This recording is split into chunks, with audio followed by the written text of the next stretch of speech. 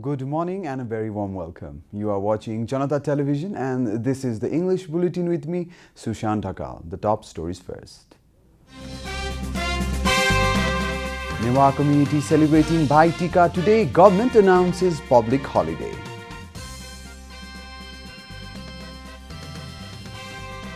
Former king says any revolution that fails to change the system is meaningless, warns of people's protests. The 89% of people living in cities can reach banks within 30 minutes. Villages lag far behind in this area. Britain set for December 12th election, Christmas election taking place for the first time in almost a century.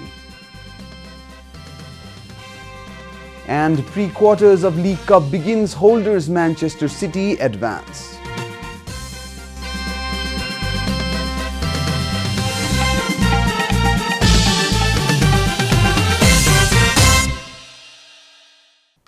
And now the news in detail. The Newa community is celebrating Bhai Tika today. The regular 5-day Tihar was cut short for 4 days this time, but the Newa community decided to celebrate the festival for full 5 days. Sisters pray for longevity of their brothers during Bhai Tika. There is a tradition of offering delicacies to the brothers after putting tika or a mark with 7 colors on the forehead during the festival. Brothers give money to the sisters. The government has also announced public holiday today. Prime Minister KP Sharma Oli has appealed to everyone not to misbehave or engage in misconducts during festivities. The Prime Minister's appeal comes amidst social ills such as gambling during Tihar. Prime Minister Oli also reminded everyone that Tihar has significantly contributed to maintaining cordial relationship among the Nepalese. Prime Minister Oli, who received tika from his sisters at the Prime Minister's official residence in Balwata, stressed on eliminating the malpractices during Tihar.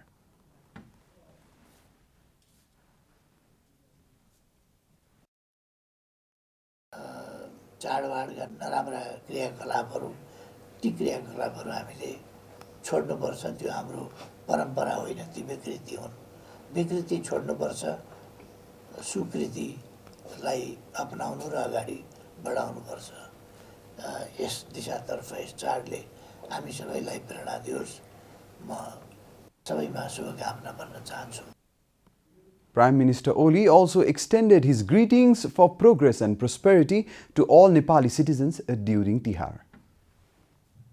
Former King Gyanendra Shah has warned that the revolutionary forces will be at the receiving end if the general public cannot feel any change in the day-to-day activities as well as progress and development. Development and progress are the two key factors that need to be visible after any big revolution, and if such changes are not seen, people will hit the streets again, said the former king. Speaking with reporters after receiving tika from his sister at Kamaladi yesterday, former King Gyanendra said any revolution that fails to change the system is meaningless.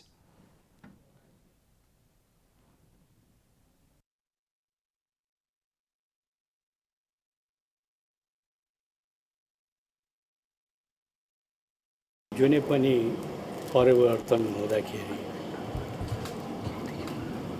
दुईटा महत्त्वपूर्ण कुरा हुनुपर्छ। एउटा प्रगति र अर्को विकास। यी दुईटा कुरालाई मनन गरेन र बुझेन भने परिवर्तनको मानी हुँदैन।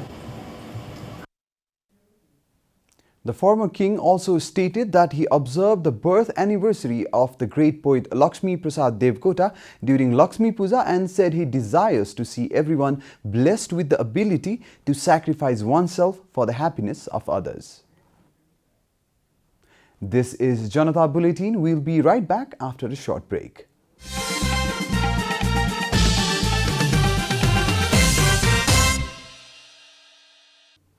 Welcome back. After the break, we continue with other national news. The government has decided to name the trekking route from Bhaktapur Saga to Phulchoki after the national icon Sankhadhar Sakhwa, the government announced yesterday. Minister of Culture, Tourism and Civil Aviation Yogesh Bhattrai announced that the trekking route will be named after Sankhadhar Sakhwa in his honor. Speaking at a program organized in Bhaktapur on the occasion of Newari New Year 1140, Minister Bhattrai affirmed that all necessary aid will be provided by the government for the construction of the national icon Sankhadhar Sakhwa's Memorial Park inside Madhyapur Thimi municipality. Madhyapur ठिमीका नगर प्रमुखज्यूले जुन शङ्खधरको नाममा स्थापित हुने पार्कको घोषणा गर्नुभएको छ। हामी नेपाल भ्रमण वर्ष 2020 को पूर्व सन्ध्यामा छौं। नेपाल सरकारको योजना छ काठमाडौँका सबै खाली जग्गाहरू सार्वजनिक जग्गाहरूलाई विशेष गरिकन सडक छेउका सार्वजनिक जग्गाहरूलाई आकर्षक पार्कहरू बनाउने र विदेशी पर्यटक र स्वदेशी पर्यटकहरूको लागि पनि एउटा विश्राम स्थल हुनेछ, अनुसन्धान स्थल हुनेछ भन्ने योजना नेपाल सरकारको छ। Minister Bhattrai recalled that the Nepal Sambad was initiated by paying the debts of the farmers by Sakhwa. It has been 108 years since Nepal started generating hydroelectricity. Although the potential of hydroelectricity generation in Nepal is in thousands, the country has been able to generate only 1,124 megawatts of electricity at present. A report. The Farping hydroelectricity project, built in 1911, was the only second hydroelectricity project in Asia. However, after 108 years of the inception of the first project, only 1,124 megawatt is currently generated in Nepal. The private sector has been producing 561 megawatt of electricity, whereas the government sector has contributed to 563 megawatt. Currently, the government-funded projects have a further capacity to generate 957 megawatt, and the private projects have potential to produce 2,614 megawatt. Including the projects which have taken the survey license, the government-backed projects have the potential to produce 3,805 megawatt, whereas the private sector has the potential of 13,149 megawatt. The government's sustainable development goals put hydroelectricity generation at the topmost priority. However, the difference in actual progress and the progress made in papers has made the completion of these goals highly doubtful. Nepal सरकारले एक समयसम्म त यसलाई priority sector भन्नुहुन्थ्यो अनि priority sector अन्तर्गत चाहिँ तपाईको यसलाई डिलिङ पनि गरेको अनि ब्याज दरको कुरो गर्दाखेरि जलविद्युत आयोजनामा मैले आफैले पनि 8% ब्याजमा कर्जा लिएको चाहिँ साँचो हो तर आज 14 तिर्दैछु यो 6% को फरक आयो कहाँबाट तिर्ने गर्दै पीपीए को रेट फिक्स छ उत्पादन हुने बिजुलीको कन्ट्याक्ट इनर्जीको सीमा फिक्स छ तर त्यसभन्दा अगाडि केही पनि हुँदैन। एउटा योजनाले हाम्रो तामाकोषले 1% जीडीपी बढ्छ भने सातवटा प्रोजेक्टमा सातवटा योजना गरौँ न 500 मेगावाट। राज्यले यदि सोच्यो भने आउने 10 वर्षमा मुलुकलाई समृद्ध गर्न सकिन्छ।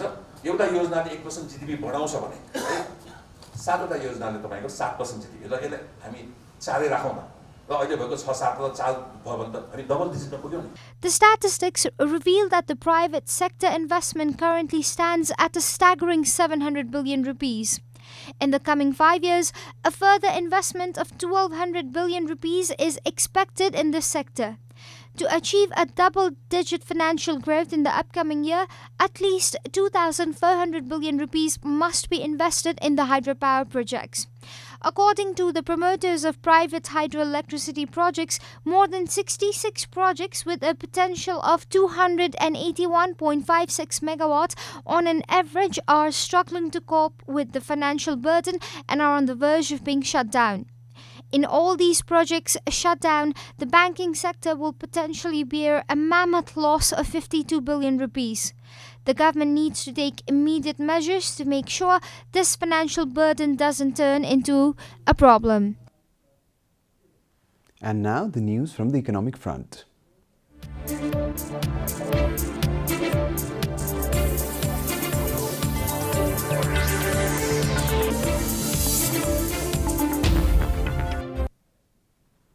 More than 40% of households in Nepal can reach the nearest commercial bank within 30 minutes on an average. However, there is a huge difference in this data when comparison is made between rural and urban areas. A report. According to a recent data released by the Nepal Rashtra Bank, 89% of the people living in the urban cities can reach the nearest commercial bank within 30 minutes, while this figure drops to 27% in the villages.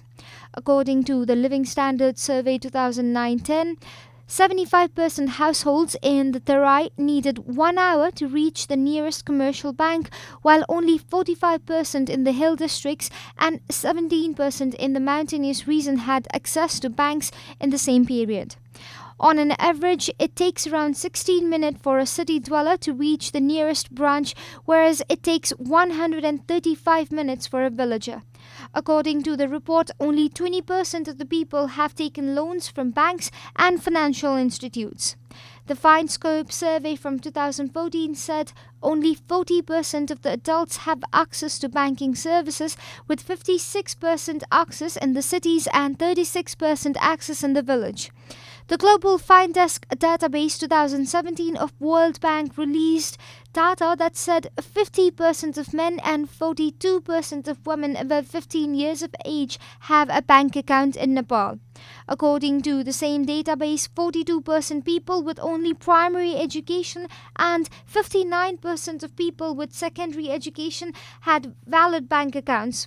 Last year's data analysis on the reach of microfinance to every household released data that said 81% of families will have access to these financial bodies within half an hour from their doorstep. Time for a short break here at Janata Bulletin. Stay tuned for international news.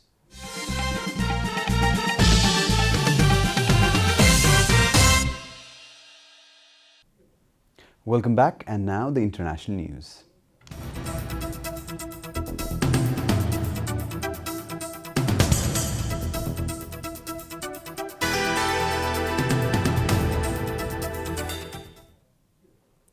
Britain will hold its first December election in almost a century after Prime Minister Boris Johnson won approval from the Parliament on Tuesday for an early ballot aimed at breaking the Brexit deadlock. After the European Union granted a third delay to the divorce that was originally supposed to take place on March 29, the United Kingdom, its parliament and its electorate remain divided on how or indeed whether to go ahead with Brexit, Reuters reported. Johnson, who had promised to deliver Brexit on October 31st, do or die, demanded a December 12 election after Parliament frustrated his attempts to ratify the last-minute divorce deal he struck with the EU earlier this month. In a rare parliamentary success for Johnson, after a string of defeats, his short bill calling for a December 12 election was approved 438 to 20 in the House of Commons. The bill now goes to the House of Lords. According to Reuters, the first Christmas election in Britain since 1923 would be highly unpredictable. Some politicians feel an election so close to the Christmas could irritate voters, while campaigning and getting voters out could be hampered by the cold winter weather and darkness setting in by the mid-afternoon. Masked gunmen opened fire at Iraqi protesters in the Sikh holy city of Karbala yesterday, killing 18 people and wounding hundreds, security officials said. It is one of the deadliest single attacks since anti-government demonstrations erupted earlier this month, reported AP. The overnight attack came as Iraqis took to the streets for a fifth straight day after hiatus in the demonstration that began earlier this month. The demonstrations were held to protest government corruption, lack of jobs and municipal services, and other grievances. The earlier protests also saw violence against protesters, and a total of 240 people have been killed since the unrest began. But the bloodshed in Karbala could mark a turning point because of the high death toll and because the city is a major pilgrimage site where a revered Sikh figure was killed in a 7th century battle. Similar anti-government protests are underway in Lebanon, where supporters of the Iran-backed militant group Hezbollah stormed the main protest camp, and Prime Minister Saad Hariri resigned after hitting a dead end in trying to resolve the crisis. The protests in both countries are directed at governments and armed political factions that are close to Iran, raising fears of a violent backlash. You are watching Janata Television, and now the latest from the world of sports.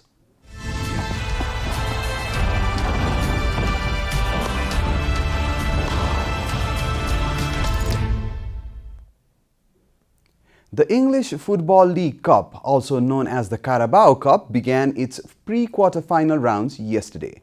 Holders Manchester City beat Southampton FC by 3-0.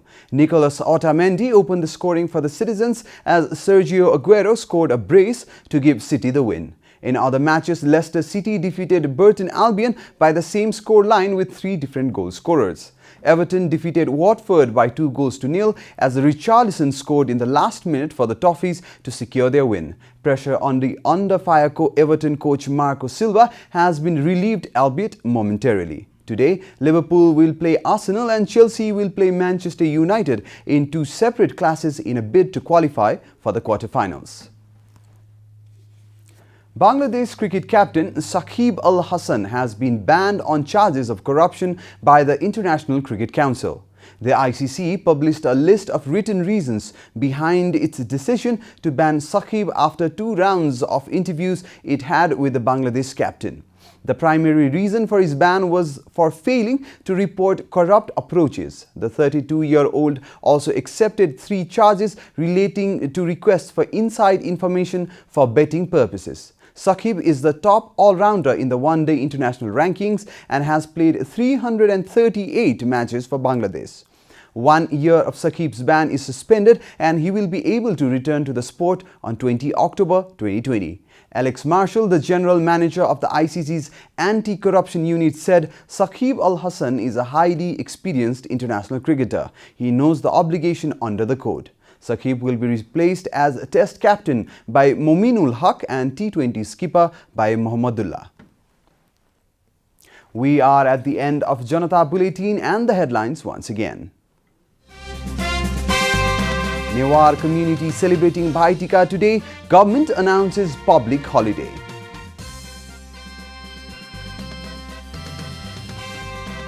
Former king says any revolution that fails to change the system is meaningless, warns of people's protests. The 89% of people living in the cities can reach banks within 30 minutes. Villages lag far behind in this area. Britain set for December 12 election, Christmas election taking place for the first time in almost a century. And the pre-quarters of the League Cup begins. Holders Manchester City advance.